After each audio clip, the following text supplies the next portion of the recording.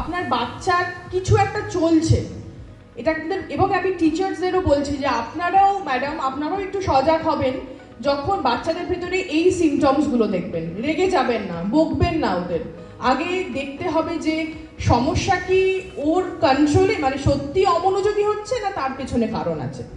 প্রথম জায়গা, হঠাৎ করে ক্লাসে মন দেওয়ার মেয়েটা যে হঠাৎ করে অমনোযোগী হয়ে যাচ্ছে, তার খাদ্যাভ্যাস হঠাৎ চেঞ্জ হয়ে যাচ্ছে, কিচ্ছু খেতে চাইছে না, কোনো কিছু চাইছে, সবসময় কিছু ডিম্যান্ড করছে, এটা চাই ওটা দিতে হবে। কখনো কখনো বাচ্চারা রেগে গিয়ে বলছে তোমরা আমার কেউ ভালোবাসো না, আমি মরে যাবো এবার, আমার নিজের জীবন শেষ করে দিতে ইচ্ছা করে, সুইসাইডাল থ্রেটস দিচ্ছে। টিচাররা দেখছেন ক্লাসে অমনোযোগী, আপনারা একদম বকাটকা দিলেন, স্বাভাবিকভাবে যেটা হয়, খুব স্বাভাবিকভাবে।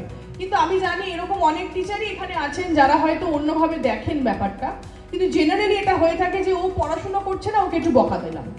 বাড়িতেও মেয়ে পড়তে বসছে না, পড়ছে কিন্তু সেরকম রেজাল্ট করছে না, ওর মনে কিছু চলছে কিনা সেটা কিন্তু আপনাদের দেখতে হবে।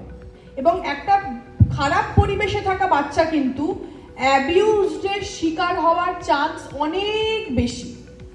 কারণ যারা অ্যাবিউজ করে তারা কি করে বলুন তো, বাচ্চার সাথে প্রথমে একটা ট্রাস্ট তৈরি করে, মানে একটা বিশ্বাসের জায়গা তৈরি করে।